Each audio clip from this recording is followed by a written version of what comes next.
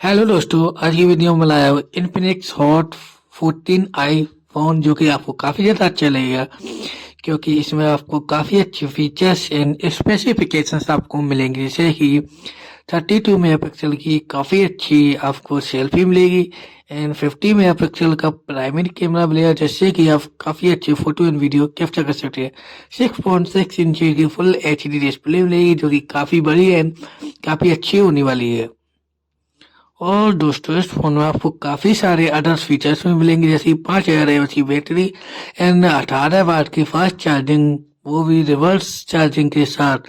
तो दोस्तों, इन्फिनिक्स के फ़ोन में आपको काफ़ी सारे फीचर्स मिलेंगे, जैसे कि Android 13 and face unlock and काफ़ी सारे सिक्योरिटी पैनल और काफ़ी डिफरेंट लेआउट फीचर्स। तो दोस्तों, आई होप आपको ये वीडियो अच्छी लगी होगी। तो वीडियो को ज़्यादा से ज़्यादा लाइक एंड चैनल को कर लीजिए सब्सक्राइब। मिलते हैं अगली वीडियो में। Bye bye.